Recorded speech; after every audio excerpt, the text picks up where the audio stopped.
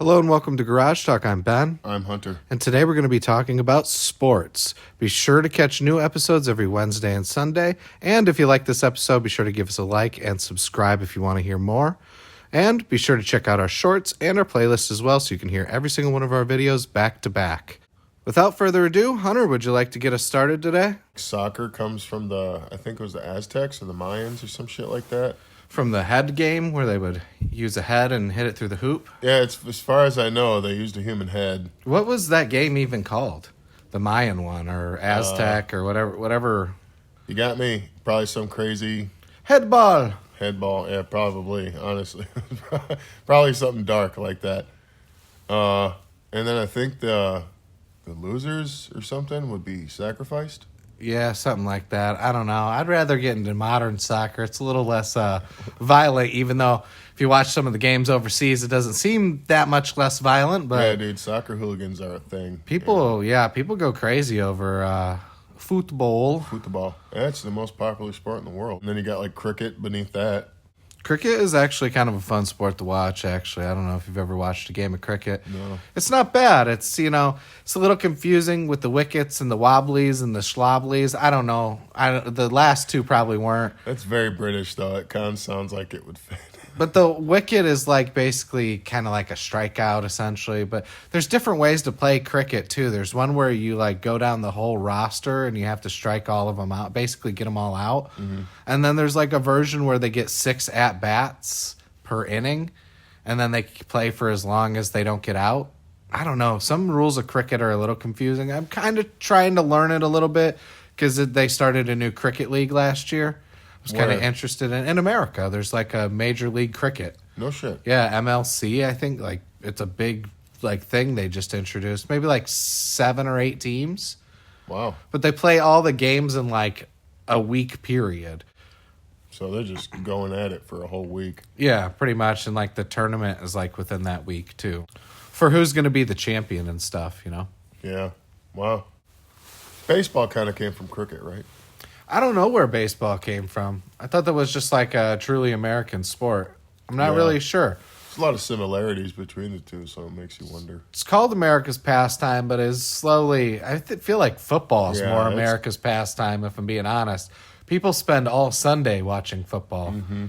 Whenever there's a game, I mean, people are constantly talking about football. Because I know basketball is really popular too, but seems like all you ever hear people talk about is football. Football and baseball are more popular than basketball, I think. Baseball's really been dying because of the way that the refs are, or not the refs, they call them umpires. Oh, yeah. But like there's some really bad umpires, and some of these guys need to like retire and let new guys come in. And they had a real problem for a little bit with this one guy. I can't remember his name, but he was just one of the worst umps I've ever seen. And they were like tracking what his percentage for calls was, and he was like under 80%. And to be like a professional umpire, you should be over 90%. Like you can miss calls, like as an ump. That's part of the game. Mm-hmm. You know what I mean? Like the pitcher tricks the ump into thinking it's a strike or a ball or whatever. But this guy was so egregiously bad at it that it became like a thing. I don't know if he umpires anymore. Wow. He shouldn't be. Or at least he needs to go back to the minor leagues and practice.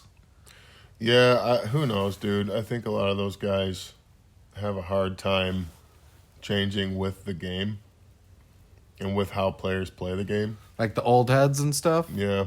Yeah, that's fair. I mean, I feel that way about basketball, which is a sport that I'm personally pretty passionate about. Yeah, for sure. I think basketball is one of the greatest sports in the world, and it's like, a lot of people are like, oh, I'm a basketball fan, but can only name players from like the last like 10 years. Yeah, me. Yeah, that would probably be me. Because, I watched basketball as a kid, like in the 90s when the Bulls were hot. And, and the Cowboys, those were our teams at my house. It was the Bulls and the Cowboys back in the 90s. It's interesting. My dad's a big Cowboys fan. Mm. Yeah, I was watching when like Troy Aikman was quarterback and Emmett Smith. Yeah. And they gave him a good Deion little Sanders. retirement. Emmett Smith had a nice little retirement kind of end to his career. They brought him back, for one season, and he played a little bit. He was like off the bench, didn't run too much, but yeah, it's still cool to like see him retire with Dallas, Yeah, did he have any good plays? Not particularly. I mean, he broke away for a couple of decent runs, I think, but nothing like he used to be. Yeah. But yeah, going back to basketball, like people will say that, oh yeah, like LeBron James, but like you never saw Michael Jordan play.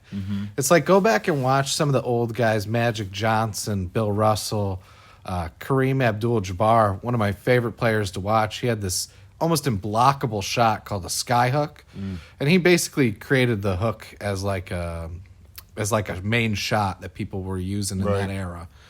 And it was almost unblockable because he would just extend his arm out and just flick with his wrist. Yeah, he barely even shot. Sometimes he'd just roll up his arm and he'd just kind of hook it up there. Wow. Hey, he was so tall, nobody could block it. Yeah, he was over 7 foot. Started as Lou Alcindor with the Milwaukee Bucks. Lou Alcindor? Yeah, that's his original name. He changed his name to Kareem Abdul-Jabbar. But I would never, I'm just letting you know, I would never personally refer to him as Lou Alcindor. That's not his name, Right, yeah. He can change his name to whatever he wants. He's one of the greatest players to ever play. Yeah. I got him. Second all-time on the scoring list after LeBron James. Wow. LeBron James just passed that this year. Impressive feat.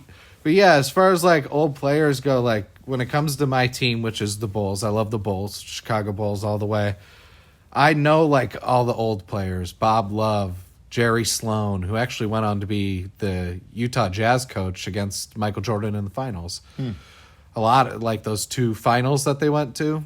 Yeah, Jerry Sloan was the head coach, but he was like an OG Bull from back in the day. Oh, well, okay. And then I think I said Bob Love, and then Artis Gilmore, Chet Walker. And then he had the Michael Jordan era with Charles Oakley and B.J. Armstrong and all those boys. Yeah. Leading into the Baby Bulls eventually with Kirk Heinrich and Ben Gordon, Luol Deng, who was awesome. Just like a giant fucking, like, he was really, he had like really long arms, so he's really good defensively. Mm-hmm. Yeah, though, I remember when Michael Jordan was like king of the fucking world for a while. I mean, in a way, he still kind of is. He'll always be probably the best player to ever play in the NBA. It's just if he had played longer, he probably would have had more of the records that LeBron James has now. Mm-hmm. But LeBron James is easily the second best player to ever play in the NBA that I've ever seen. Yeah. And that's like including going back and watching old clips. And, there's guys like Kareem and Bill Russell who are just absolutely fantastic beasts, really. Even Larry. Can't forget about old Larry Bird. Fucking Tim Duncan is another good example of a great player, too. I don't know if you remember him from the San Antonio Spurs. Fucking played his whole career there. I saw a picture of him recently, and he's watching a game with his old coach, Greg Popovich. Oh, wow. Who's like one of the best coaches of all time, too. Has one of the winningest records ever. Sweet. Yeah, I think he had like over 1,000 wins on his coaching record, which is insane. 20 years of over 50-win teams will do it, I guess. I tried to play basketball as a kid, like in middle school, and turns out I was just tall. I wasn't very athletic. Yeah, that's fair. It is a hard sport. It's not like football where you can kind of just be like a body in the way. Yeah. And not that linemen don't have skills and abilities. It's just like being a big body is helpful. Well, most of the players, linemen, I mean, they do a lot of work, but they don't really move around the field a whole lot. Yeah. And that was one of the things about basketball was like all of the fucking constant running. It's up and down, yeah. And I'm like literally, we're just like someone would score and we're going back to the other side of the court and I'm fucking literally sprinting, just trying to keep up with the fucking mass of people and then trying to get in position and stuff. Dude, I was in over my head. I didn't like it. Man, and I was center too, so I had to do like the toss up in the beginning and everything. And, yeah, the tip off. Yeah, I got one good tip off, and it went to the other team. There was one guy in the Bulls who had like infinite stamina. Derrick Rose. I don't know if you ever watched him play. I remember hearing about him. The guy when he was young, before he got hurt and stuff, man, he would run up and down the court like all day long, just barely breaking a sweat. Wow. And then just perform the most magnificent feats, like shit where he would like go under the basket but flip it around backwards and like behind his head and somehow make it in, like more often than not. Jesus, man. Yeah, it's almost like he practiced that shot, like being under heavy fucking pressure. Coulda. And he was like 6'1" or 6'2", and he would just fucking leap and dunk, dude. It was absolutely insane. Wow, yeah, that's like small for the NBA. You gotta wonder how tall they actually are, you know? I saw something that like the average NBA player is around 6'7". Yeah, that makes sense. So I know one player, he used to say he was shorter than he was so he could play a certain position. Because, like, it was like, oh, if you're over 6'10", you have to play these positions, is what it used to be like. And he was like, oh, yeah, I'm 6'9". So he played the small forward. But he's actually, like, 7 foot. Jesus. Yeah. Yeah, he's quick to be a forward, though. Yeah, that was Kevin Durant. He's probably one of the greatest players of all time. He's up there top 25 easily. Wow. Outside of the top 10 for sure, but he's probably somewhere between like 15 and 20 in my opinion, maybe a little higher. He's been an absolute pleasure to watch. Got to see him live when I was younger once. Sweet. It's pretty awesome. It was when he was with the Seattle Supersonics though. Before they turned into Oklahoma City Thunder. Okay. Yeah, it was like the last season of the Sonics, and I got to saw him. I saw him plays. Seen it. I seen it with my eyes. No, I saw him play, and he was awesome. He put up like 29 points that game. It's ridiculous. Wow. Damn. I've never been to a professional basketball game. Honestly, as far as I can remember, I've only been to one professional game, and that was to see the Milwaukee Brewers. Oh, really? Yeah. I've been to a couple of games. I went to a Bucks game earlier this year. That wasn't too bad. And I went to go see Brooklyn one time, the Brooklyn Nets, and they like had one of my favorite players, Kyrie Irving, but he was like out with an injury. He got injured like the night before, and he didn't play. I was fucking like, shit, don't get to watch my man. Damn, dude. That's shitty. Well, besides basketball, I mean, we got a lot of other good sports. We got boxing, which is kind of a slept-on sport now. I know you love boxing. Yep, and don't get me wrong, I'm really not a fan of Jake Paul, like as a person or even as a boxer. He's a pretty mediocre boxer, if I do say so myself. Right. I do appreciate, though, that I feel like he's kind of bringing sort of a younger crowd to boxing. Yeah, he's making boxing relevant. I'm not putting shade on him. I just don't think he's that good of a boxer as a professional boxer. As a not a novelty fight, but like a feature fight sort of thing. Yeah. I think he has a lot of potential. I mean, obviously he does. He's sold a shitload for those last few Netflix fights that he's had, and it's been impressive. I mean, as much as, I kind of agree with you. I don't like his like kind of personality, his persona, so to speak. I'm sure like outside of that, he's a pretty decent guy. I would have to assume. Yeah. He's just like an okay boxer. He's someone you would see in an amateur fight and be like, whoa, this guy should go pro. And then he goes pro and then he gets beat up. Yeah. You know what I mean? And I give him all the credit in the world for facing Anthony Joshua. What a scary thought. I would never get across the ring with Anthony Joshua. I would never even say a bad word to him. Yeah. And like just in fear of like the devastating punches I've seen him throw. Yeah. And Anthony's, he's a lot bigger than Jake. He's like heavier and taller. Yeah. He's pure fucking muscle. We saw that he broke his jaw in like 2 places, right? Yeah, and everybody's hating on Jake for it, but I feel like Jake took it pretty well. I mean, he took it pretty hard on the chin there for sure. That was a rough knockout. And it doesn't seem like he's being a baby about it. No, he's just like, I took my licks and I'm in the hospital. Yeah. I mean, a lot of boxers get their jaw broke. It's not unusual. Yeah. I mean, you got to give him a lot of credit for getting in there with Joshua. It was one of the times I was rooting for Logan Paul because I fucking do Jake, not. Whatever. Yeah. Same thing. Logan likes to do the wrestling. But yeah, Jake Paul. Yeah, I'm sorry about that. Gotta give credit where credit is due. But yeah, I wanted him to beat Anthony Joshua because Joshua retired Vladimir Klitschko. That was my favorite boxer of all time. He fought Joshua and he's like, I'm done fighting. You got some bad blood there. A little bit. I mean, you retire my boy Klitschko and I got a problem here. Well, I mean, Klitschko he was probably playing. He was he was like in his 40s at that point too. Mm-hmm. He was near the end of his career. I mean, his last few fights had all been losses. It's not unusual to be successful as Well, I shouldn't say it's not unusual, but it's not unheard of to be successful as well into your 40s as a boxer. Like kid George Foreman, he got back into it when he was like 45 and ended up becoming a world heavyweight champion. He was in the top ranks for quite a while too. Yeah, no, that's fair. And then you got Manny Pacquiao, who I don't think Does he he won still any. fight? No, I think he does like exhibitions every once in a while now. But he's like a politician in the Philippines. Is he really? Yeah, he's like a senator. Kind of surprising to hear. Yeah. Wouldn't expect that from Manny Pacquiao. Yeah, apparently he's like ultra conservative and shit. Manny's exciting because he's just a high energy, all or nothing kind of fighter. I think that's why most people watch him. I was never a big fan of Pacquiao's game, if I'm being honest. It's a little too scrappy, brawler type. Yeah, he's definitely, that's exactly what he is. I prefer more of like a counterpunch style. Yeah, when like I'm Mayweather. watching. Yeah, exactly. It's exactly what it is. Like I always preferred Mayweather's style. I think Mayweather's, for his division, one of the best boxers of all time. Yeah, he's not punch drunk or anything either. He's a great defensive fighter. You can't discount that shoulder roll. Yeah, for sure.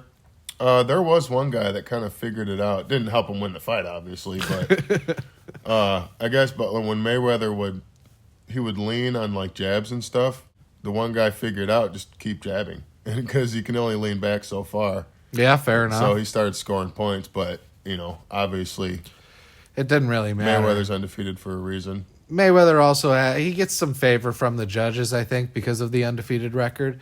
Because it's significant to boxing that he's undefeated. Yeah. It's an important thing that he retired, 50-0.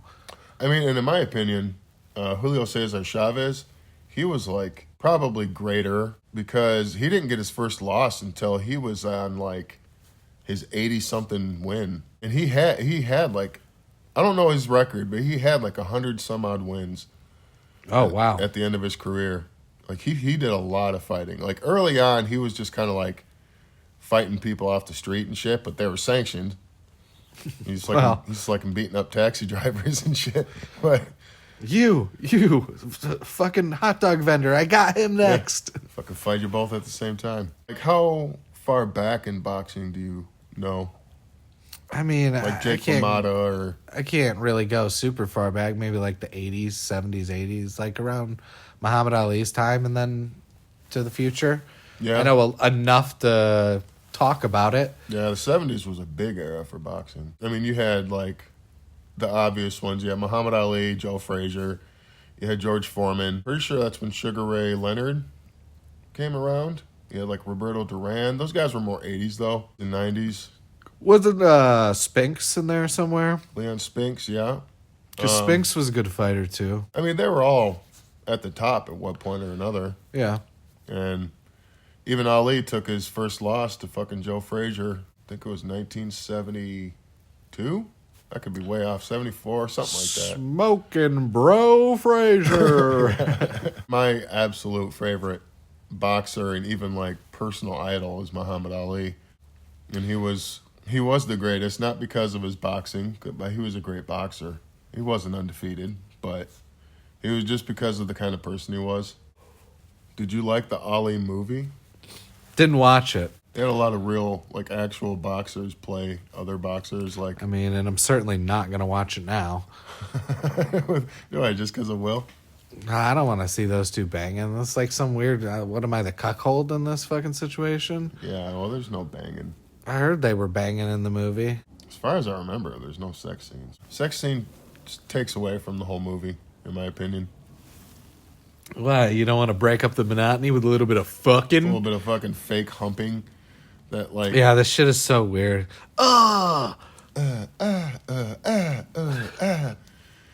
nobody. It's like a bad tennis match. And like nobody does that. Nobody does the thing where like they come in the door and like slam the door behind them, and then the chick jumps on the guy and they're fucking knocking pictures off the wall and shit. Yeah, it's like I paid $15 for that frame. Exactly. Or like swiping shit off of the table. It's fucking like that movie where how many laptops did that guy destroy in Fateful Findings. I don't know, but it was very apparent that he disapproved of technology. Oh man, dude, this is the book slamming on the. So, in case you're not aware, there's this guy called Neil Breen. He does like movies, but they're like notoriously bad movies. Like, And it's kind of, but it's not intentionally bad. They're just really weird, and I'm kind of suspicious that he's doing it all on purpose. it almost feels like it's on purpose. But the other day we watched this movie called Fateful Findings. Swear to God, the man destroyed like 20 laptops. None of them ever on. No, it was all black screens They were the all- entire yeah. movie. And whenever he was like supposed to be typing, which like nobody types that fast, so he was literally just Also, he was like clicking on it like it was like, yeah. He's like slamming the buttons and shit. I'm hacking into government agencies. I can't. If you haven't ever seen it, I recommend. Like, there's no way that we can describe it and do it justice. Yeah, you can find it on YouTube. Fateful Findings. Anyways, enough about this. Let's talk about women's beach volleyball. Great sport. Don't know how to play. Not really sure if there's a ball involved, but great sport. You know, the cameraman loves his job when they're. I know, it's crazy. It's crazy how they pan the shots a lot of time. Yeah, for sure. And the thing is, like, you know, they're wearing those shorts because volleyball sucks, and nobody would watch it otherwise. I don't know. I just think it's more of a comfort thing. Comfort? I don't see how that could be comfortable. You're rolling around in sand. I don't see how it'd be more comfortable to have like long jeans weighing you down or something, you know? What about just like shorts? Just shorts. I mean, the dudes wear shorts, Yeah. but they've been talking about letting the dudes wear Speedos. So like, oh, Like I think they want to wear Speedos is the thing. Why? I think it's like an aerodynamic thing. You know what I'm talking about? Like why Well- swimmers wear Speedos. This is kind of stealing from Shane Gillis, but Well, I then mean, don't it do it. kind of directly is. But it's like, I've watched the NBA, you know. Some of those guys' shorts are pretty fucking baggy, and they move just fine. Yeah, that's fair. But did you know that they wear like tights underneath that? Yeah, so the sweaty legs don't stick to the shorts or whatever. That's what I'm saying. So it's the same thing. You just can't show a bunch of dudes in tights running around on like a dong is liable to pop out. Unfortunately.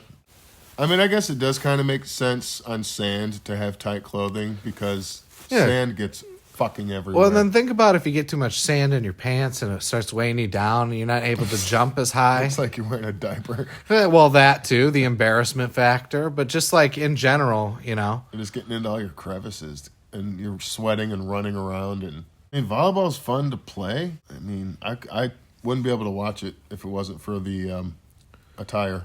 How do you feel about tennis? I'm pretty sure who invented tennis was whoever it was. They were trying to kill people. That is such an active physical sport, and people are like, all tennis players have these crazy catastrophic injuries all the time. Every tennis player is injured, Well, eventually, yeah. Almost every sports athlete's been injured and at it's some always point. like it's knees, ankles. It's all your joints, knees, ankles, shoulders, elbows. It's crazy. Like you just these guys blow out their ligaments Blow out their chasing a ball. buttholes. chasing a ball around. No, I like tennis. I enjoy watching tennis personally. I think it's a very athletic sport. I mean, not a lot of people get that how athletic it is. Takes a lot to be good at tennis. You think maybe it could be probably one of the most active sports? It's out up. there? It's up there. I mean, one of the least active is probably going to be like baseball, Golf. golf. No, golf. You at least move. Like baseball, a lot of it is like you only run around the bases, and that's only when your team is batting. Baseball And is, then really like running for a fly ball, it's not like it's like every fucking 5 minutes you have to move. yeah, that's true. Baseball is it is kind of unique in that like there's a whole lot of nothing going on, and then there's just these short bursts of extreme athleticism. Yeah. You Well, have- the most exciting thing to happen in baseball is something called a no-hitter. Wow. Yeah. The most exciting thing is when nothing happens. Wow, that sounds like a great fucking game. Yeah, that's a really good point. Oh, one we haven't even mentioned yet was hockey. I mean, how do you feel about hockey? I think it's okay. I can't play it because I can't skate, but It's a pretty average sport, yeah. yeah, very physical. Who'd have thought the Canadians would come up with such a violent and aggressive sport? Yeah, they surprise us every once in a while. Poutine, fucking being good at Yeah, exactly. the violent sport. Literally, it's okay to just pick a fight in hockey, and I always found that fascinating. It's like you pick a fight, and then you two go sit in your timeout. Yeah, it's literally. almost like preschool.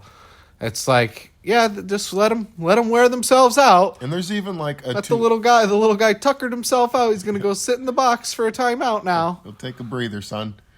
Yeah, there's even like you get like a 2-minute penalty for instigating and shit. So like if you're talking shit but the other guy throws the first punch, you still get in trouble. He's got to sit out longer, but Well, yeah, but still, you get timeouts. you get the power play.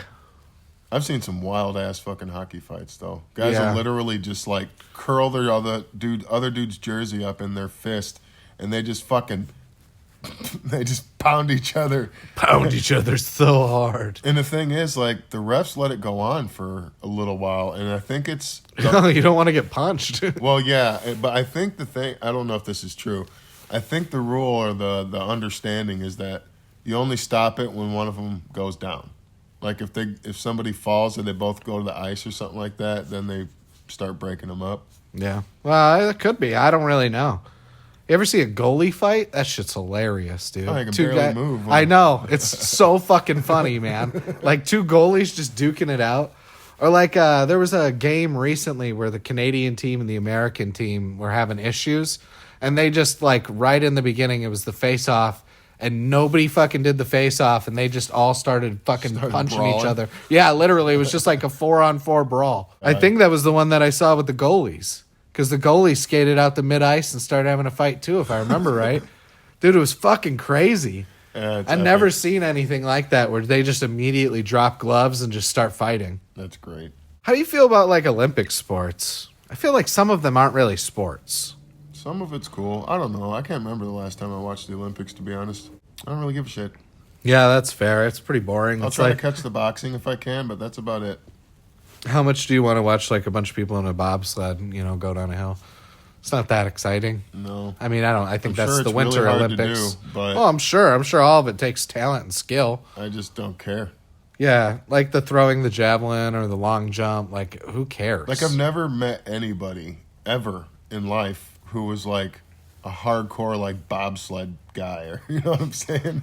I've met like hardcore hockey fans. I've met like hardcore golf guys. Never, bobsled or discus throwing or anything like that. The wild and wonderful world of sports.